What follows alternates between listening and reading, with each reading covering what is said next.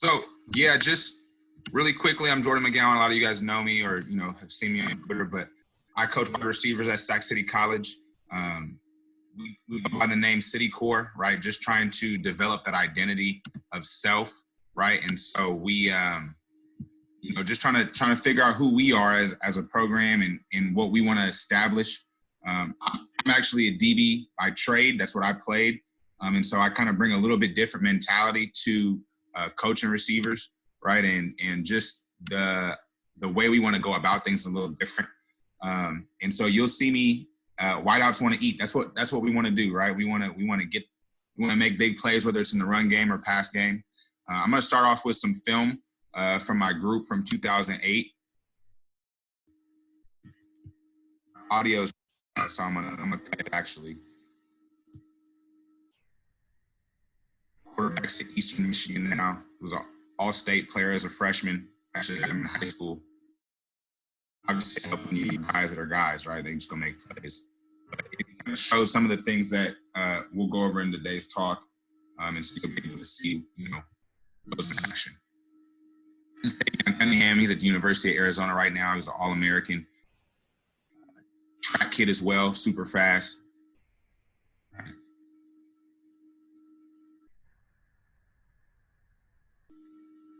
You definitely want our wide receivers to be able to be involved in all types of stuff, blocking, catching screens, like making big plays in the run game, return, punt return, right? We want to eat, whatever it is, play good if we hate to, right?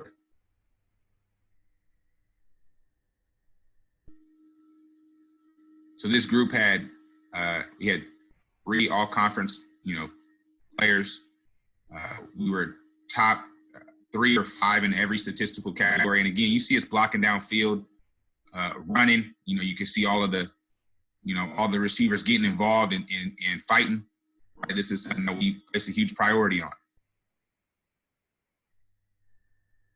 And grab, fight for a bowl game. Feet on the sideline, and you're going to see that's kind of one of the drills we're working on. All right, want to eat. You see, I get in the screen. He's going to make a bonehead block because he's a freshman, but the effort is there, right? The mentality. Actually, put a receiver in the backfield, swung him out.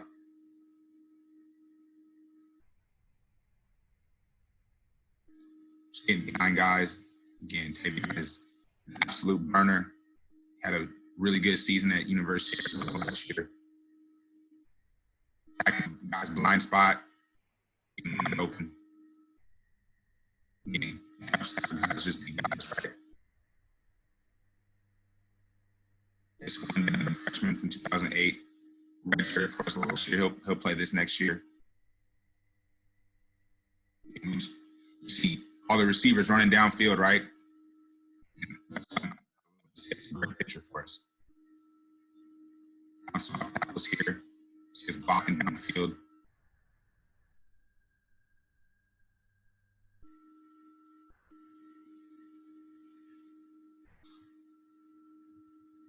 I cut this a little short, but you can see guys, again, just continuously making plays, whether it's run after the catch, whether it's, getting behind people, boxing people out. And again, you'll see kind of the drills that we do. Give it a big game. And again, that's why we say wide receivers want to eat. Look, you see the receiver get involved. That's the other returner, right, coming and catching. So we just want to, we want to have fun out there. We want to party, right? We get our name in the paper. It's a pretty good policy. In the kid game. He's a Division II kid, great player. Actually helped me coach last year. I was finishing up classes.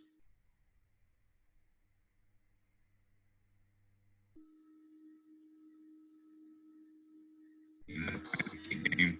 Cunningham is absolutely a nightmare. I think they should get him running picks over at University of Arizona. I'm not big. I'm going over there, but this kid is phenomenal.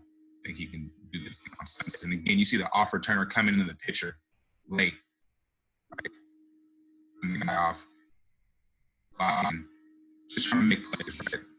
That's what we're trying to do. Convert on third down, you know. Again, trying to get as many space, catch the rock, and be a playmaker. This kid was special. It was special. Something different. It was a little something different. So, my coaching philosophy: relationships plus trust equal confidence. Confidence plus opportunity is going to equal success for your guys. I want my guys to know that I love them outside of football. I text these guys. I'm a believer in Christ. I shared the word with them. I check on them outside of football. I have them over from my house, eat dinner. Even when my kids, play sports and things like that. I just want them to be able to see not just a football coach, but a man, right? Because that's ultimately what we're trying to do. I want dogs. Like, again, I think probably from being a DB, I just want guys that are hungry, that aren't afraid. I don't want that, the old school typical, like, oh, the receiver. I definitely want you to have, that superstar aspect. I heard someone say that they wanted to have divas in the room because that means they want the ball, right? I definitely want a guy that wants the ball, but I also want you to have a fierce desire to win in everything, right? Kobe Bryant is a huge, huge inspiration in my life. Got a Kobe tattoo, right? But like that desire to win in everything, right? Whether it's a race, whether it's who makes the best food, who can, drink the most water, who can do the most push-ups. I don't care what it is. Find a way to win. We want to be fundamentally sound with a great understanding of spacing and positioning. And again, from this for me comes back down to me playing DB, right? I used to do the film when I was a player. If I learned that, your split was this for that, this type of route, I would try to take advantage of that. And so I don't want our guys to, put themselves in that kind of situation. I demand and hold the players to be accountable, know their assignments and just the responsibility in the offense. If you have a more route and you got to clear space, we got to get out of there. You can't jog that, right? And they'll learn different techniques and coverages played by defensive backs. And again, that for me, it just helps them to understand where they're going, right? At the college level, they got to know when they got to sit it down and in the window or when they need to run away from me. Again, be sound, technically resilient with a desire to win every rep. You come in practice, I'm coaching, you're going to hear me yell, win, anytime that ball's in the air. Win, go win. Right? Winner, winner. I love to see guys win, right? We have to be physical. We have to be the aggressor, right? And you'll kind of see that in what we do. Successful traits, right? You got to be able to change direction, have good footwork, ball skills, blocking, and be coachable. Stance fundamentals. We kind of go over like a basketball defensive stance or like an infielder, right? We're going to get low and we're going to actually turn, pivot, and again, leverage. Stemming, whether it's in a block, whether it's in a route, we want to attack the DB and we want to try to get leverage on him so that we can win. Find the DB's blind spot, especially when we're running a route. Right? Be aggressive and physical and get the DB to stop his feet, whether we're going vertical or we're trying to block. If we need his feet to stop, we're probably going to be in a position to win. So specifically today, I'm going to talk about our drill work. This is kind of what our day looks like. These are our drill overviews, right? We starts, releases, blocking, top of the route catch, and I kind of tailor what we're doing based on the week that we're, in. Maybe last week we struggled with something, or we're going to see a lot of press man this week, so we're going to need to work a lot more releases. Maybe the game plan is going to call for us to do, some more, blocking with off DBs. Just depends on what we're needing at the time. But we start every day with starts though. And more than likely we're going to do at least one release a day. We were doing a lot of cut stuff, but they just changed the rules this year. And so we're not going to actually be able to cut as much, right? Or last year, I'm sorry. All right. So I actually cut the audio on the video because I did a clinic talk last week and they said the audio was hard to hear. So I just cut it. So we're going to start with what we call toe tap. So we're already in phase for this drill. In phase for us means that we were like running from break point to catch point, right? So we're already sprinting. It's pretty simple, right? We're gonna tap our toes on the sidelines. We're gonna try to make sure that we work this on both ways, going both ways. Please excuse my my film cut up. We're in social distancing. I was supposed to be able to get this done in spring ball, but everyone knows we're not in spring ball right now. So we're doing this ourselves, right? But again, we really want to focus on being able to run to that sideline, right, and have control, whether we're tapping our feet. We just want to have multiple ways to catch a rock, right? So we work toe tap, work toe drag, okay? So it's just a progression, right? Again, we're in phase. We're trying to make sure that we, try to drag both. What you'll notice is on the second rep, okay, is I'm really gonna try to establish, right? I try to establish that foot if we can, right? Oh, kill myself.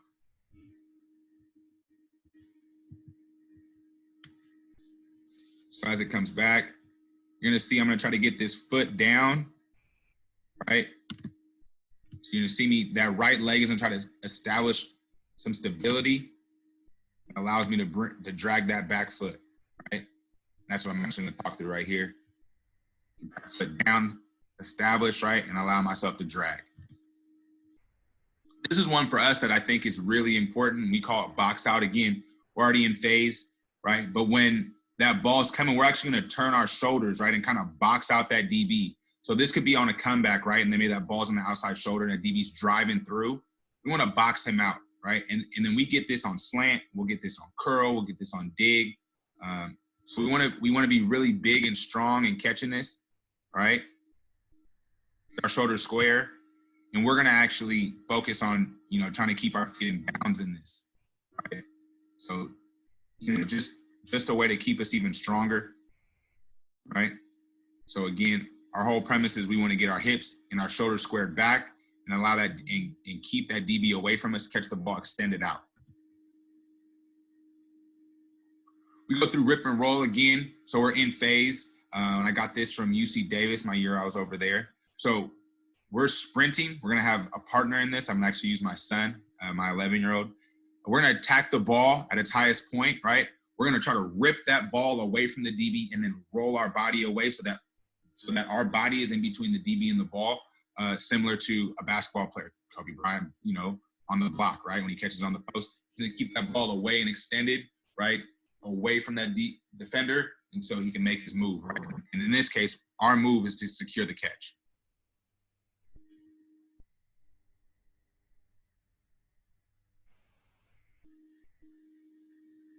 So the ball's coming, catch, rip, and roll. I get my body in between him and the ball, right? Do it both ways, right? Do it again.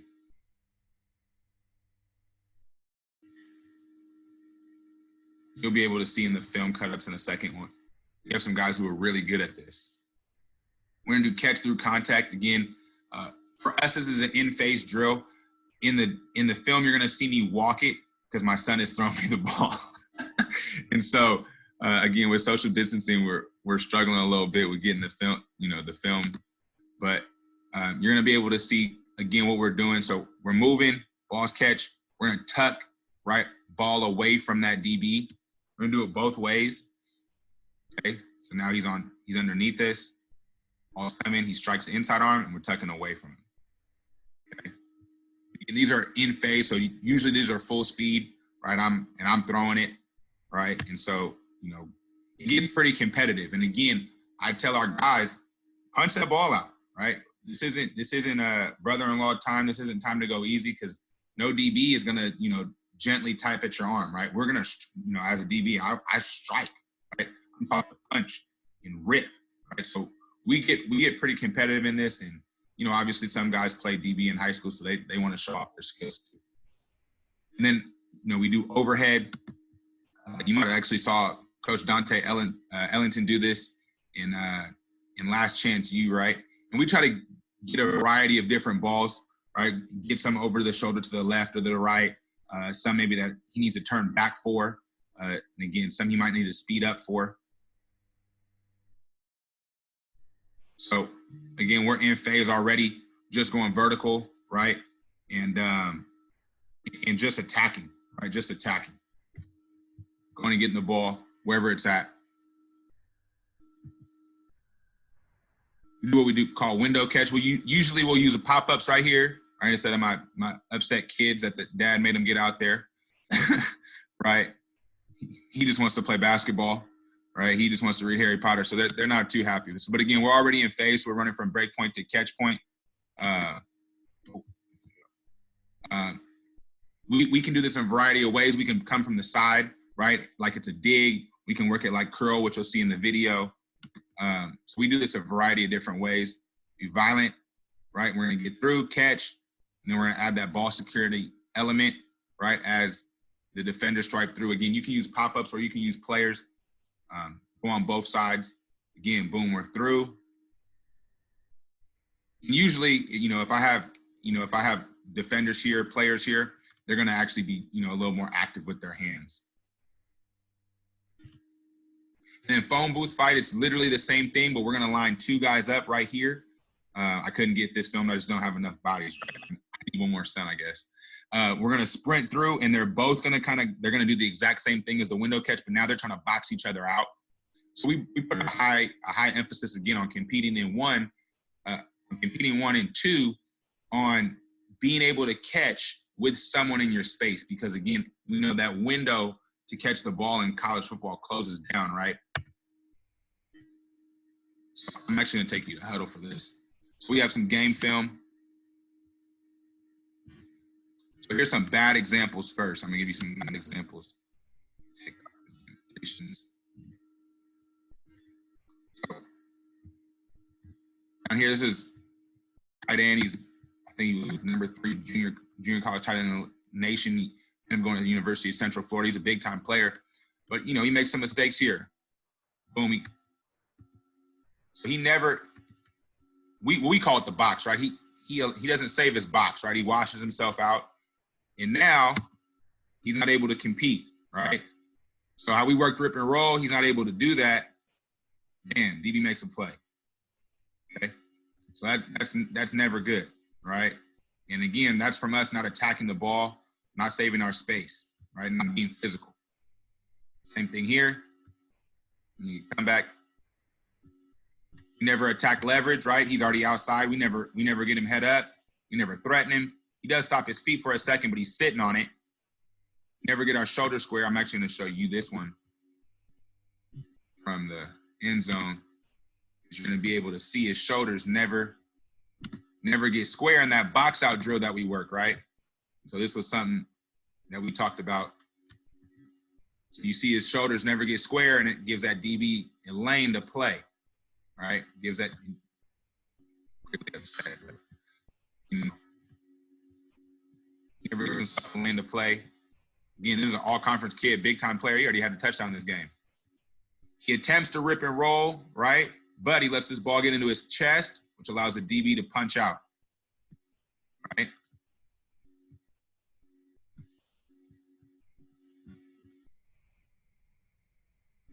So we get a decent ball. We're in a winning position. But look, we allow it to come into our shoulder. DB punches, all out.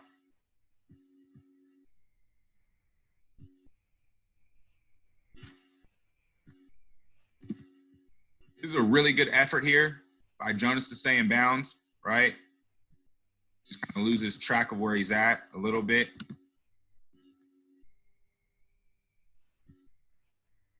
But you can see the effort, right? Throws a little wide. Here's an example of that slant with the box out, okay? So here's ball coming. We don't really box him out, right? Allow that DB to come under, make the play. All right, we don't like that. You'll be able to see it here. It's a pretty good ball. All right, we'll get that guy.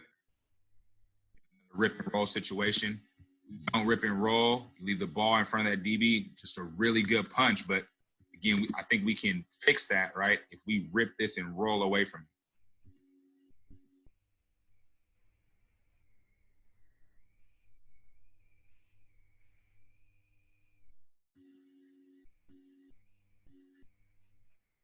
Through contact, right? It's typically what you get. Corner making a good play, got to make that catch, right? That's how we work those drills. Here's your window. Here's your window sitting down, right? Window catch, boom. I can see the kid stay up, but right, shuffle away from trouble. You can see a rip and roll right here from kid, all conference player for us, Rob Harrison. Big time guy, get it, go up in the air and get it. So again, you can kind of see him already box out. He's actually a basketball player. So you kind of see him box out, right? So you go up and get it, catch, rip, and even through this, look, he's gonna roll his body away from that defender, right? It's a big time catch on 4th and forever to keep us alive in the game. Right.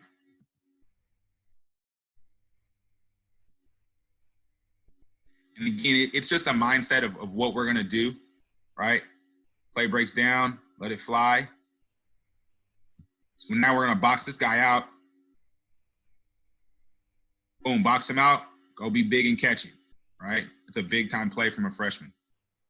Big time play from a freshman. And Rob Harrison again. Heck of a player for us. And this is a better example on that slant, right? He's gonna box him out.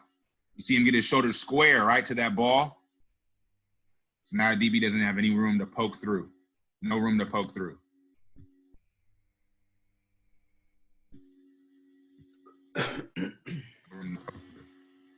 Got a question here for you, Coach. Yeah.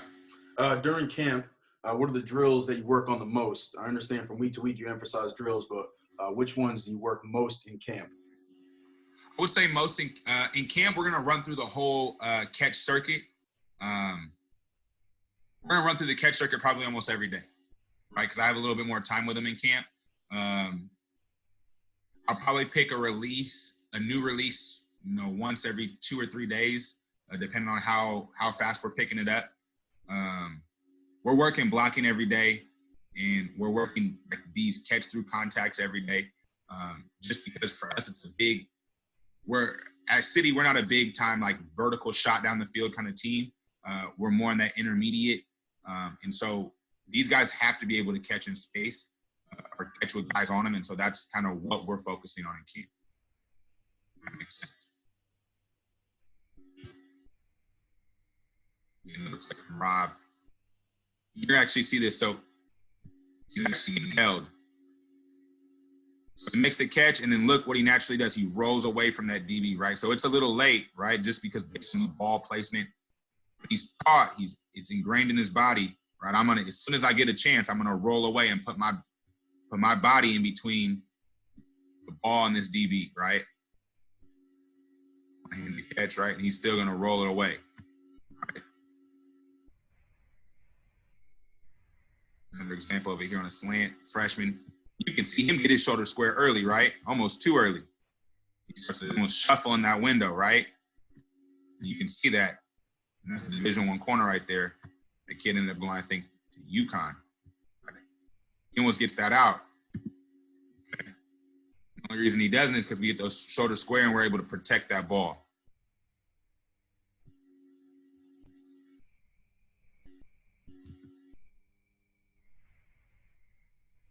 See a few more times. Tight ends flexed out. You see him go shoulder square, right? Box out in the window catch, boom. Now we're getting hit. That's exactly what it looks like, right? Exactly what our window catch looks like. It's in the window. Right, secures it with the box out.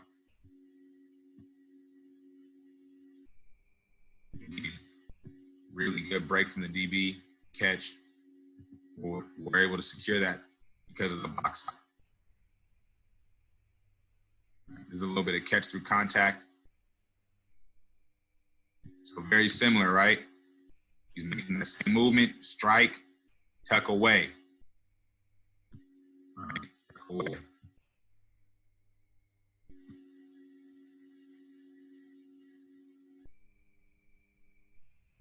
So it's just, it's just a set of drills that we're just doing and hopefully, getting them to stick. All right, fighting through hands. Fighting through hands. This right here is a heck of a play up top. But then watch. He's in a roll, right? DB lands on top of him, but he's in a roll. He's going to pull that ball away from the DB. A chance to roll away just based on where the ball was and how it landed. He's attacking the ball in the air. This is going to be a great example of that sideline catch. Be able to see it here. So he's bringing it out. Right, toe tap. Just like we practice with a box hop. Question for you, Coach. What is your coaching philosophy on teaching technique at the JC level with such a short window of time? So when I came back to City, I actually started as a DB coach there, left, was a high school coach for a few years, was at Davis as off the field for a year, and then came back to City coaching receivers. I was a JC kid myself, so I don't believe that like I shouldn't be trying to teach them technique. I don't think that I should just let them freestyle. My goal is that when you think of the premier group of wide receivers at the junior college level in California, I want you to think of City core. And so that's my goal, and so our goal is to be technicians. Obviously, some guys have just gifts, right? And you get those at the JC level. And some guys are raw, but for the most part, right, these kids can grasp it. And I think that's another thing when we think too low of these kids, right, they're going to rise to whatever level we set for them, right? For me, I'm a teacher. And so, I also teach middle school. I expect kids to read a paragraph and answer that, they're going to do that. If I expect them to read 3 paragraphs, right, and I help them get there, then that's going to be our expectation. And I can do it through love. I can do it through all these different ways, but it's still a high standard that I have to hold them to. So, we work on our craft, continuously. We stay after practice, to make sure that we have stuff down. We get it early. And I have some good kids. I've had a good group of kids, who are committed to trying to be better. And so, they'll stay out.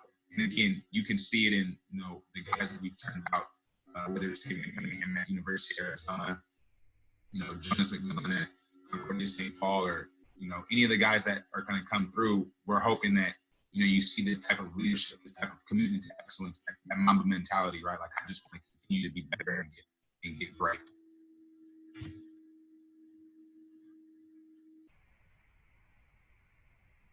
So again, you see a box out on a slant, shoulders big. Second and 1.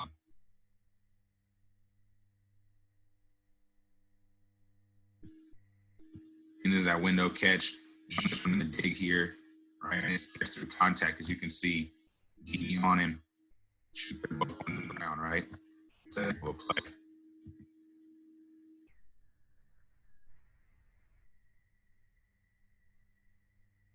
Box out, sideline example.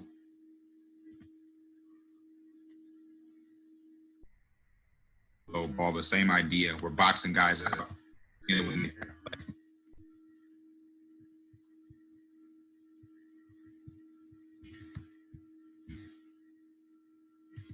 Any other questions on our if not, I'm going to take guys through blocking.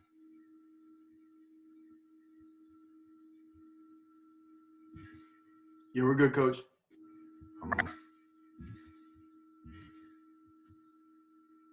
So blocking, again, for me, coming from the DB world, like, one, a lot of corners don't want to tackle. I was a rare guy that liked to tackle.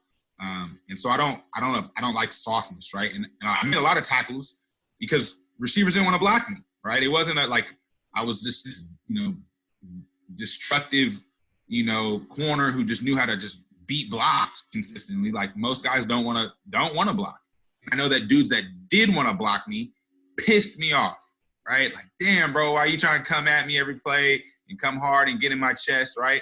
It definitely would even it would challenge me, and some guys will fold, right? So I know that DBs hate getting touched, right? Especially because most of them aren't physical. So how do we do that? So for us, blocking is one of the most important aspects of our game because, honestly, even if you're the number one guy, right, you're going to get 12 catches a game, 15 at the most, okay?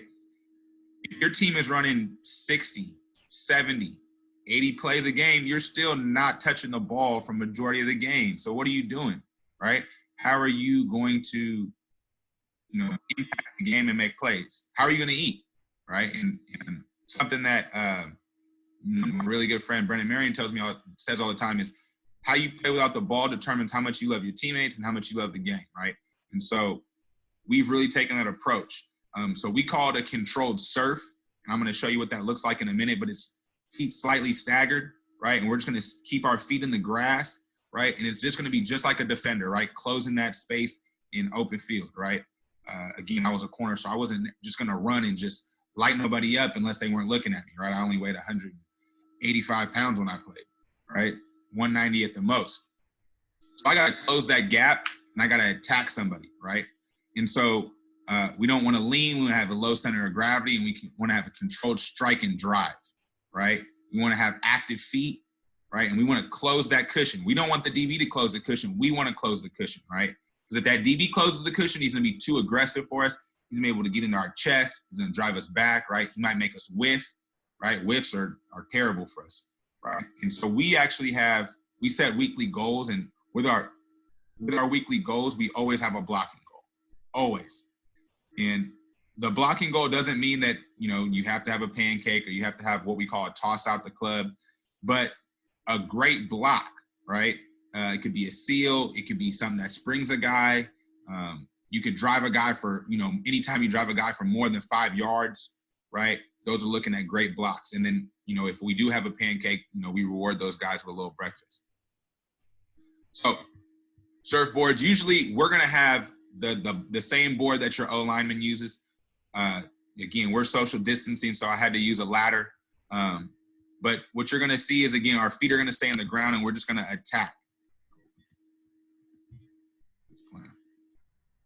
We're going to come through, feet slightly staggered, okay? And we're going to pause right in that position, right? So, again, we're going to come through 3 to 5 reps on each leg. You can see the slight stagger, and we're going to stay low, right? Once we go through surf, we're going to go to surf and mirror, right? So same thing. We're going to be in our stance. We're going to come out. We're going to surf through that ladder, and then we're going to mirror the DB as he just moves laterally, right? And we're going to close the space. He's not going to close this space on us. We're going to close that space on him.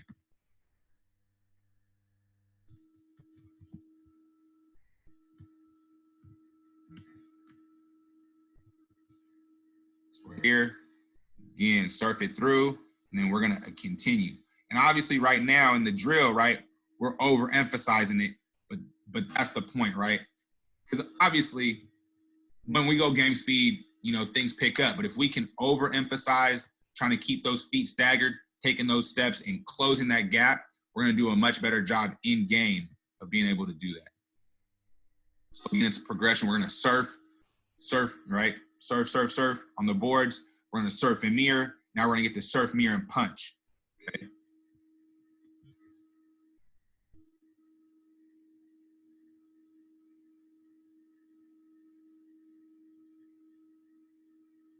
We want to be balanced.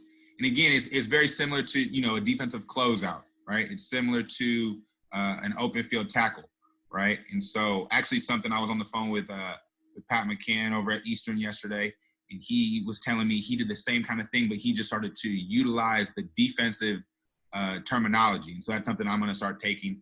And so that way, when guys go over to special teams, they hear the same language, right? And it's the same thing over and over and over. So I really like that from the conversation I had with Pat yesterday, and something I'm going to be taking moving forward this year. So again, we go surf and mirror and punch, and then we get to surf, mirror, punch, and drive, right? And we want to drive our feet for 5, right? Drive for 5. So boom, we're surfing it through, mirror it, punch, and drive. Okay. Let me give you game film on Huddle. It looks a little better on there.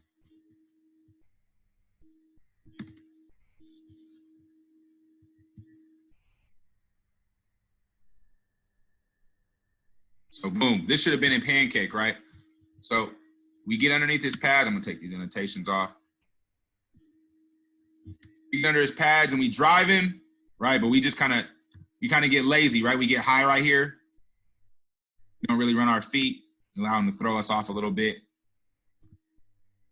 But this is early in the game. This is play 1, right? So I mean, I'm sorry, this playlist play 1. I'm tripping.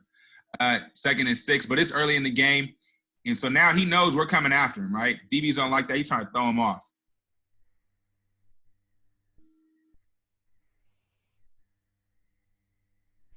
So we actually have RPO in this up top. So you can see him. He runs it. But look, he's going to get right into it. Boom. So we like that. Right? And again, it's a mentality. It's a mentality. But that's what we're looking for. Right?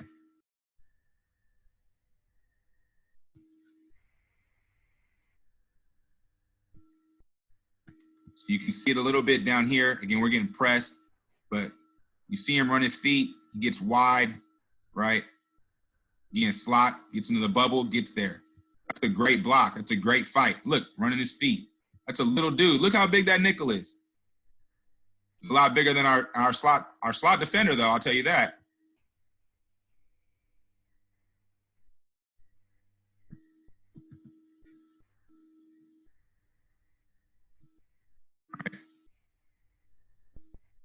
Get in your seat. Downfield, we're still just fighting. Close to a hold, but hey, they didn't call it. But it's a mentality for us, something that we want to consistently do. And I really like how he works to get his hips in front, right? He's going to work. You see him to get his hips in front right there. That's just enough. But for us, it's something that we stress. Right? Boom. Watch the hand on the back, but again, you can see he surfs into it. Boom. He attacks, punch. He's trying to drive, right?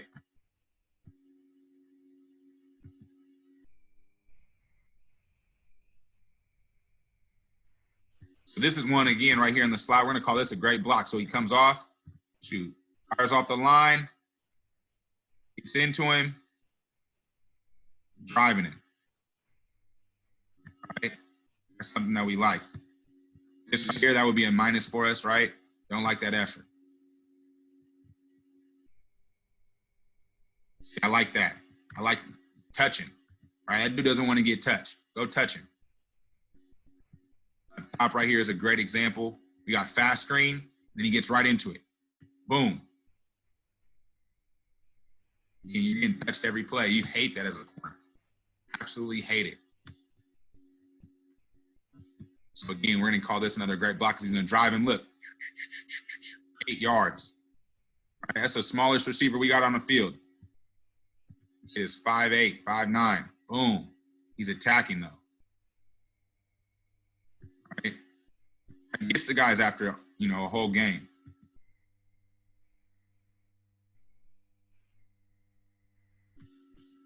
So again, this is a good fight from both outside receivers. Boom, get a release, punch on him. Not willing to quit, right? You see DB's getting mad.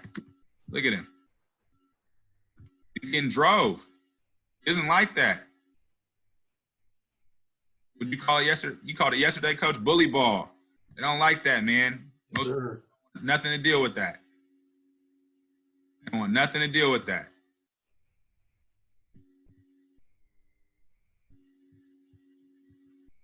And then we don't really teach like, hey, you need to seal this guy in or seal him out. We're trying to actually give our runner a two-way go.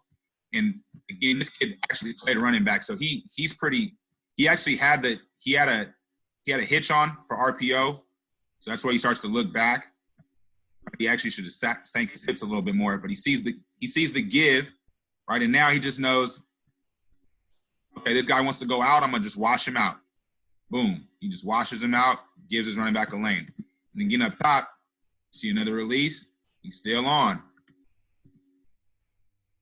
Right, again, you can kind of see the surf right here from the slot. Surfs into it a little bit. Boom. Locked on, right? Hey, Jordan. Yeah. Hey, quick question. Let me ask you this. Let's say a defensive back is off on you. Let's say he's like cover 3, cover 4, right? Yeah. So he's off. He's not pressing, and he backs up on the snap, but then he stops because he's reading run and zone, and he's getting ready to take off. Obviously, let's say the ball's coming to you. Okay. So he's taking off back down. Do you teach? This is what everybody's always talked about. Do you keep attacking that defender vertically, doing your surf, or I would like stop and settle? So you know what I'm saying? Yeah. So in 2018, what we did is if we had a DB that was just crashing like super fast, we'd cut him. That was our our changeup. If he wants to attack you that fast, invite him and cut him. We last year got hit with the rule that it got changed to you can't cut past 5 yards. So that kind of changed our game plan. And so for us, our hope is that we're going to try to continue, and that's a hard fight, right? But I'm trying to get our guys to continue to close that ground, because I feel like if we sit there and try to catch him,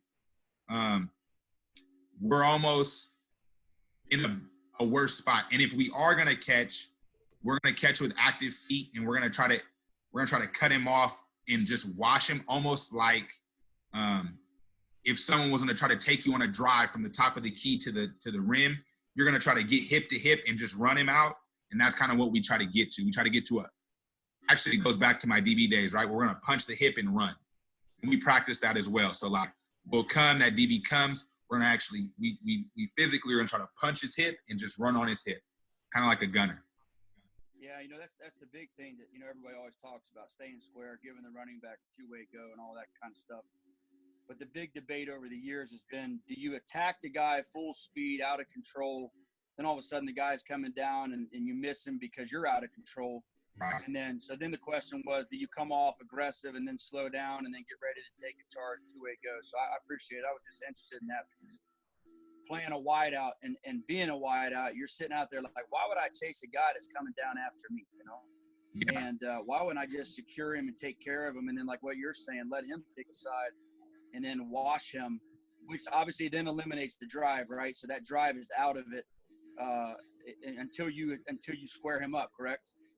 Yeah, so I usually don't say drive. We usually say run for 5. And that way, so that if we get that where he comes crashing down and we punch the hip, it's still the same mentality. I'm going to run him for 5. I'm going to run him for 5 yards, whether it's inside or out. I'm just going to run him for 5 yards, because that's typically going to wash him out of the play. One more question for you. I'm learning too, man. You're teaching me some stuff. So the next question is, okay, so let's say you square the DB up, right? You're doing your little surf. He's coming down after you. You basically took a charge. You squared him up. Let me ask you about that drive. Do you drive in that surf stance still, where you're kind of doing like how the offensive line coaches teach that zone blocking, where they're keeping their they're staying square. They're not lateral. Or they're not running in a running position driving. Do you teach that? If we latch on and have good leverage, like if we're on chest plate, I want to run that dude to the water cooler. I want to punt. I want to try to push him down, or like I said, if we can run it, if we run a guy past 5, 6, 7 yards, we're going to count that as a great block. So our goal is to just drive him as far as we can. I know that there's definitely guys who want to keep that. I just feel like from playing, when I faced a receiver who was trying to keep that stance, he might be more balanced, but I'm also more apt to be able to get him off on that one side where he's staggered. Whereas if he's latched onto my breastplate and he's running me, especially as a corner, I'm shit out of luck usually. Yeah. No, I appreciate it. I saw your film too. You didn't tackle, but I'm just kidding. I appreciate it. I was just always curious about that because, again, playing the position, you were just kind of like, why am I chasing this dude around when he's got to come to the ball anyway, Yeah. And so I do like what you're saying. I like that little surf technique. We do a little bit of it's kind of like, you chatter a little bit. Yeah. You're attacking the defensive back, but you're staying square. And obviously, we want to give that running back a two-way go. But I like, obviously taking where you want to obviously take him where he wants to go. It's a little bit different at the pro level. And I'm sure you know this too, because the defensive backs are way more in tune in what what their responsibilities are. So they really have to maintain outside leverage of the defense. And so when we run bubbles and block for bubbles and outside runs and stuff, like people always say, hey, let's get to the sideline like they do in college. But in the pros, those nickels and those corners are like you know what I mean? Elite. They get taught to do a job and they live it. Yeah, so, very elite. It's a little bit harder in regards to that, in regards to running with the blocking. But I appreciate that. Can I ask you one more question about blocking? Of course. Let's say the run is going away from you, like an outside run going away from you, and you're the backside wide out or the backside slot. What do you teach there in regards to who to go get, effort-wise, and then when do you peel back and all that kind of stuff? So typically in our offense, I didn't mean to interrupt you. I think this is important for everybody to learn because it's such an invaluable tool that nobody uses. Absolutely. Yeah. And we get lazy on it, especially the higher you get with athletes that become a little bit arrogant, egotistical about their stats and their play, and they don't want to get hurt blocking and all that stuff. Where the accountability thing that you brought up in regards to that reward system, that accountability, we do fines, so that it's money up at this level. But what you're saying though, it's an accountability system, and those guys have to be accountable to each other because it helps you win football games. But what do you teach in regards to that run opposite away from? That should be my last question. I'm going to mute myself. So typically we have some type of RPO attached, but as soon as they see balls handed, our slot is taught to attack either like that outside backer or that like first opposite color, or it could be a safety, right? But he's climbing second or third level. If it's that backside, like an X receiver, again, just depending on if we have a too high or a one high look. If he has a too high look, he'll probably shoot to that safety in the slot. If we have one, he'll go to that backer. If not, if I get a press guy, I'm going to tell him to steal or release and kind of see what he can do, and then kind of get into him. But we want so I'll count up the guys. Hey, you touched him or didn't touch him, right? Did you touch a DB on this play? Because ultimately, my thing is it's almost also a mental game, right? Like if this DB knows that he's going to get touched every play, he has that in his head, right? And so now when play action comes, he's like, shh. If you stutter on that guy and he's like, shit, I'm going to get blocked. So now his mindset is a little different. And now we're able to try to win on play action. So we're always trying to touch a guy. Again, I don't care if you're this backside guy and we run stretch this way. If you drive this guy for 7-8 yards, I'm going to give you a great block. And so it kind of helps them incentivize that. And again, I've got backside pancakes. And then, like I said, I'll bring a kid, breakfast. And, at the junior college level, you bring a kid, one of those breakfast sandwiches in the morning, you're going to have his attention. So that's kind of what we're doing to just try to keep them accountable.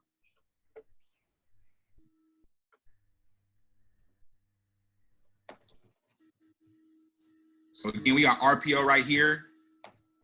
Boom, he's going to get right back into it.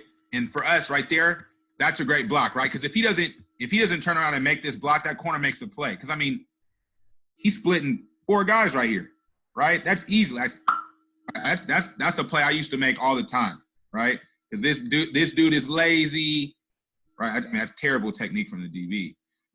But that dude is lazy, right? He just didn't get his ball, so now I'm not gonna block and you make a tackle. right? But he doesn't. He drives him, 4 yards. He almost throws him out the club. A little bit of a hold there, but again, it's a mentality.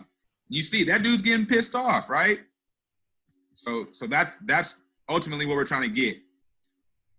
So this is kind of goes right to your question, Coach. So this slot is going to attack our guy. I like how he's closing it right here. He sees the attack. It's not a very successful cut, right? Because that guy still touches our ball handler, right? But we get a great block down low as well. So this is, again, both of these guys kind of get those crashing corners. You see him settle his feet. Okay, you want to go outside? Now I'm just going to wash you out. And he stays locked on. Right, 5 doesn't make the play. As much as he wants to, right? 5 gives up. He's going to give up right here. Look, oh, man, whatever. And the kid gets 2 more yards.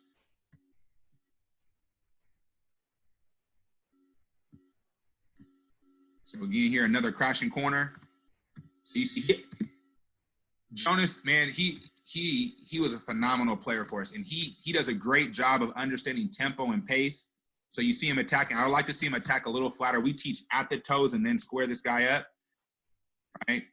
He doesn't get as square as I would like, but he attacks his shoulder. He sees him change. Boom, and now we get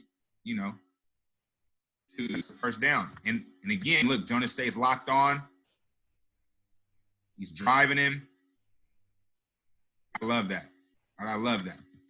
That's the kind of effort that we're looking for.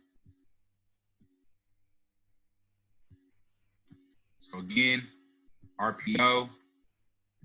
Jonas steals a peek at the beginning. Okay. He should just be attacking. Boom. This is actually a whiff by Jonas. This is a great job from the slot. So he runs RPO. Again, this part is the mentality part, right? Nickel actually, this probably should have got thrown, right? Because the nickel comes now. Or guys actually aren't on the nickel. You can see it. Right? He's trying to make the play. Right? So this was a minus for our outside receiver, right? And it's because he stops his feet. Stops his feet, guy runs by him. Right?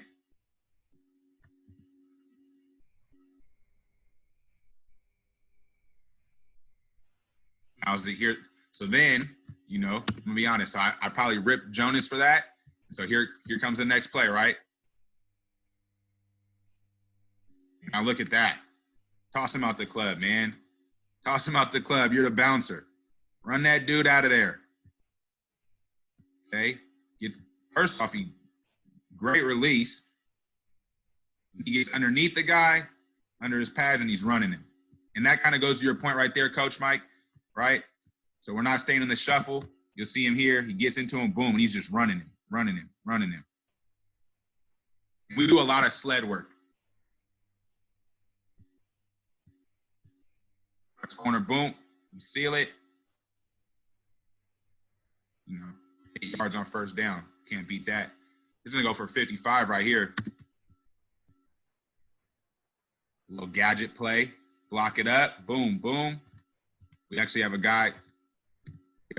Forget he's not getting the ball. Right? But he's going to get involved. Looking up. You can see the surf really good here from Lee, 21. Surfing right here. Surf, boom. Attack, and then he's running his feet. Get out of there. To the crib. It's the party.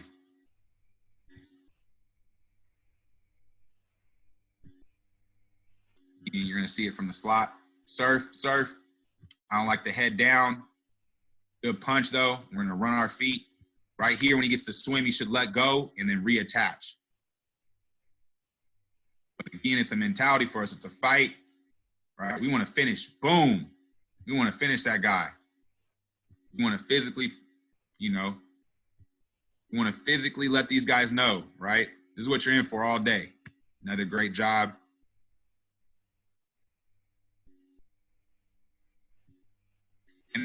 And then as a high school head coach, I lived bread and butter on these right here, fast screens. We were just throwing these and just blocking it up. We'd rep this out for probably 10, 15 minutes a day when I was a high school head coach.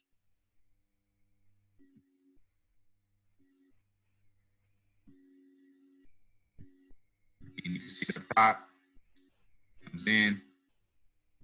Doesn't surf as much as I'd like, but boom, good strike. Dead feet, which is why we don't run him, right? But you can see the strike. And we really are working on strike and shoulder pads. You'll be able to see it here. Again, you're going to see it. We're in a triangle look, so heavy 2 tight ends. Was the H-back, but he's a tight end, really. We're going to attack this corner. Boom. Run him, run him, run him. Same thing. Surf, boom, run him, run him, run him, run him, run him. Check out the club, brother. Check out the club. Run him, run him. Oh, yeah, you in the back of the end zone. You washed out the club. You're out.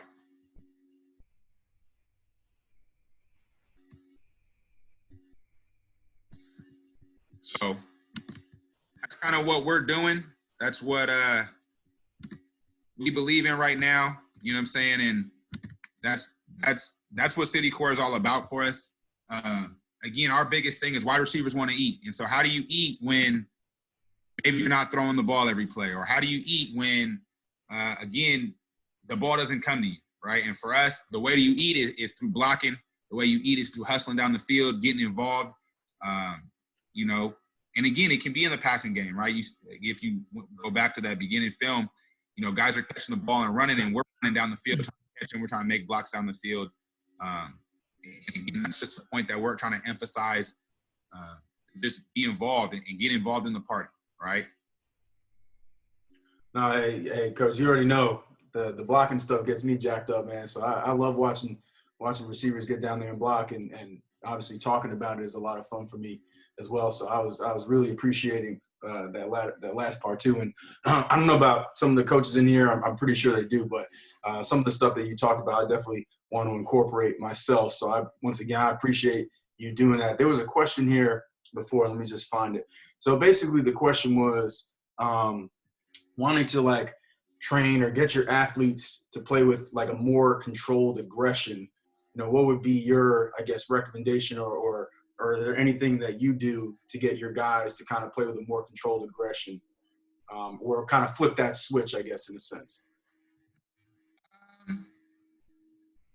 I think that's probably the hardest thing for me, man. I can't lie. Coming from like a DB background, right? Like, I hated receivers, man. I hated them. You know. And it's funny too, because I always like used to compare receivers to basketball players. I used to hate basketball players, man. Like, you know, like just like a lot of the cats I dealt with, I'm like, man, these cats are soft. They're this, they're that, right? You know, a bunch of football players go play pickup game. You ain't never hearing no foul calls. Whatever. You know what I mean? But like, right. You know, if you're a hooper, he got me on the elbow. Like I didn't did that. But and I think that's just for me playing with my older cousins growing up. You know what I'm saying? Like there was no babying allowed. Like I'm the youngest of the bunch. I'm getting shoved down. It's like, oh well, brother, like figure it out. Right. And that's how I just grew up. And I grew up a little, you know, tougher on some things, you know. And I only grew up with my dad, who was a Purple Heart Vietnam veteran. So you can imagine. Oh yeah. You can imagine. You can imagine there. You know what they say in a league of there ain't no crying in baseball. There wasn't no crying in life. There you go. Crying in life, but so for me it was just like a mentality of who I was, right? And so I can't give that to someone, right? But I can model it every day.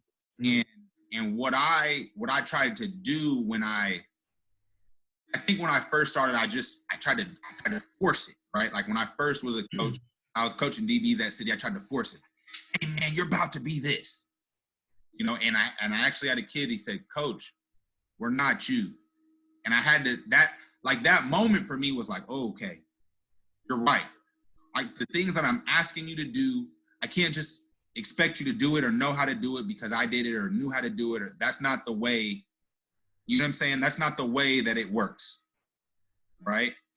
And so for me, when I became a high school head coach, it's kind of when it started to click. And that first year, I still struggled because I wanted to show everyone how smart I was, right? I could out-scheme. I out-schemed every team I played, but we were 4-6, right? Because the guys still didn't get it.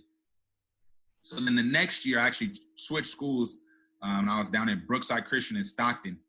And what I did was I modeled everything, right? And I got a great group of men around, you know, that were part of my staff, and we all were involved, right? And we just made everything a competition, right? And we were in the weight room with these dudes. Coach shouldn't beat you, dog. And again, we're young, so I'm like, yeah, I'm like, they're like, Coach, I can't do that. I can't do that exercise. Yeah, you can. I can, right? And I just believed in them, and I just poured love and belief in them, right? Like if I go back to the beginning of the slide, right? I'm gonna go all the way back, right? And it's our philosophy: relationships press trust. Once those kids understood, like, okay, Coach cares about me as a man, right? He doesn't just care about me as a ball player. He's checking on my grades. He's checking on my family. He's coming to my basketball game. He's checking on baseball. He's, whatever. When they started to see those things, they started to believe, okay, Coach cares. And if Coach cares and Coach believes in me and Coach says I can do this, I have that. I can do that. And so I just instilled it, right? And again, you can kind of reinforce that with, some exterior motives, right? Again, a hungry JUCO kid get a breakfast sandwich like that, that'll do it, right? But that hunger, right? And telling them, it's kind of us against the world mentality sometimes, right? And so, but it's with love. Like, we're the best group of whiteouts in the state. I'll take y'all versus anybody, but you gotta work, right?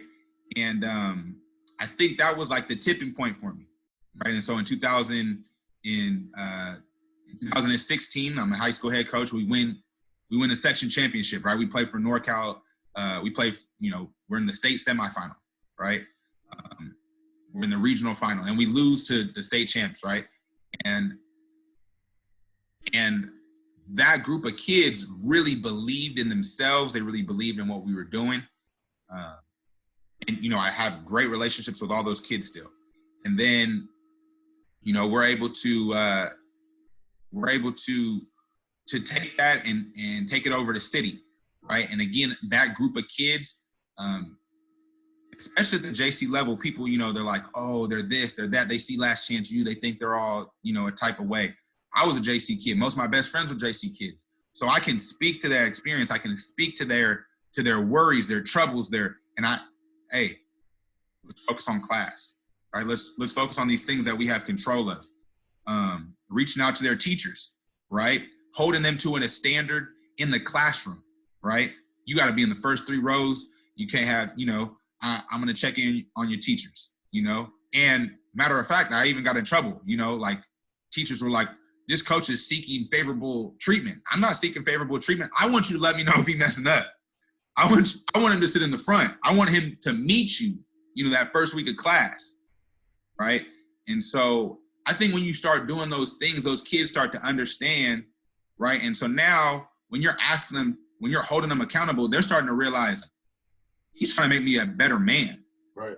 And I think that's ultimately the way that we're going to get better players, right? When we make better men, right? When we pay attention to those details, the way we do anything is the way we do everything, right? When we pay attention to those little details and we focus on those little details, those big things start to take care of themselves, right? No doubt. Focus on, if I focus on studying my playbook, I'm going to know the right route to run.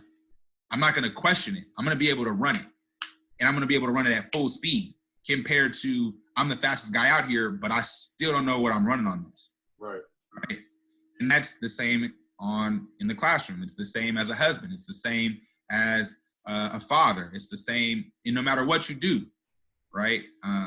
The way, if I want to be elite, if I want to be the best, and I want to be the best at everything, right? And we make a competition, just keep making it a competition, right? Like, I remember in high school, you know, me and my cousin, he didn't live with us, but he lived down the street, and he practically lived with us, right?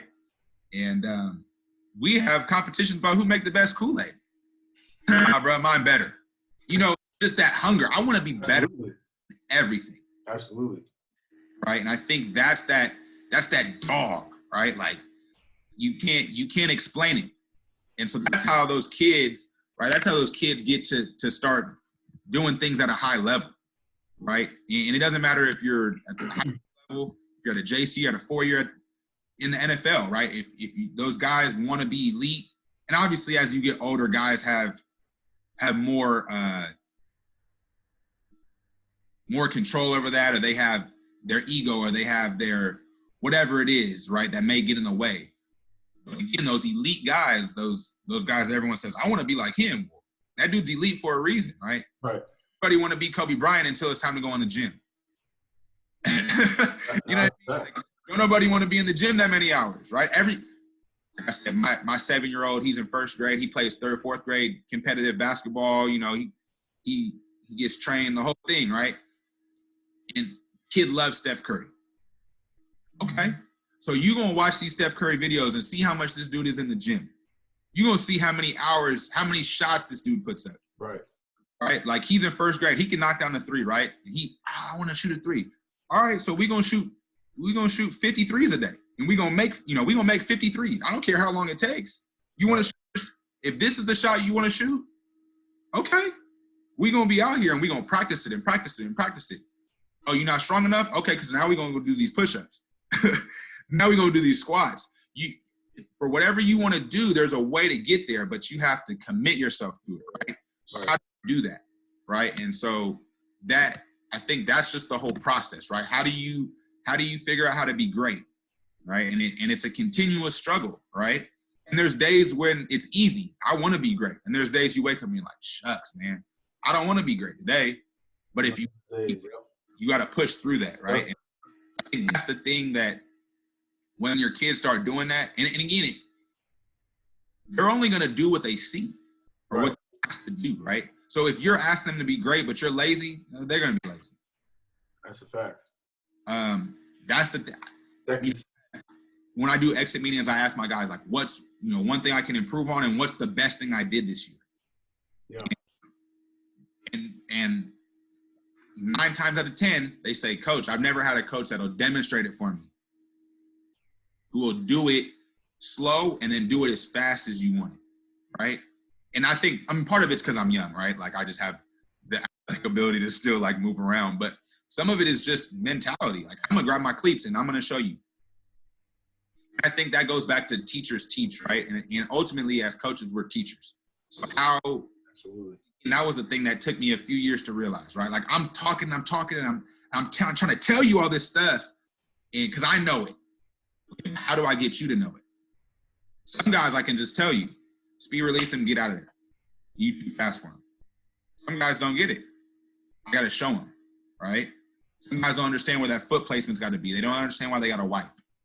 All right, and that's our biggest battle, when we get to releases, right? They want to do all the Instagram slide. Yep. I'm like, that is not going to work, player. Coach, I seen it on. All right, line it up, bro. Right, and I'll line it up. Line it up. Come on. And they, pop, pop, pop, pop. Coach, why you press me like that? Well, I told you it wasn't going to work. I told you to do this, do the release the way I showed you. Mm-hmm. Hands down at your knees, you know what I mean? That's not going to work. Or you think you're going to hezzy this dude into this release, that doesn't work. Now, there's a way to do it, right? There's definitely a way to do all these things, but you have to know when and where to use them. And so, but again, right, I could do that, and if I don't have the relationship with the kid and I just line it up, now you think, oh, coach an a-hole, right? Coach just out here talking mess to me. But if he knows, I'm like, look, this is the way you win, right? then it gets that, okay, he's caring. He wants me to get better, right? And again, I'm just an active person, man, right? Like in the Bay Area, we dance a little different. Like I'm always like trying to play with my guys. Like whether it's, routes on air, I'm going to get out there. I'm going to give them a corner look. I'm going to, if they're working comeback, I'm going to actually get with them and have them push me by. Mm-hmm. Have that corner perspective so I can tell. I'll tell them, like, that was terrible. And if it's a bad rep, I'll break on the ball. And they'll be like, coach. And I'm like, you didn't sell nobody. Right. And again, it just gets to that heart of who I am. I want to serve you. Right. And I think for me, some of it comes from who I believe in, right? Christ, right? My Savior, right? He came here to serve. So if I'm just coaching you and I'm not trying to serve you through it, what am I doing? You know what I'm saying? What am I doing? I'm not really helping you. So I have to try to figure out a way to lift you up, right?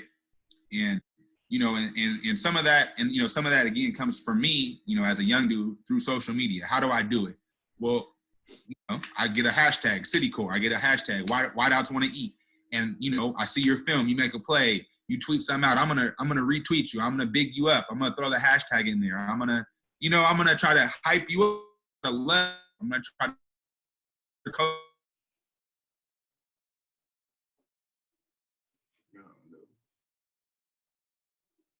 You're fortunate. I had a year before.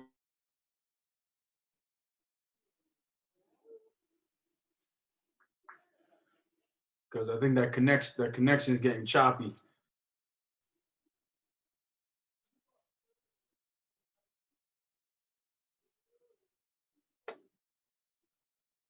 Yeah, I think his connection went out. Hopefully he comes back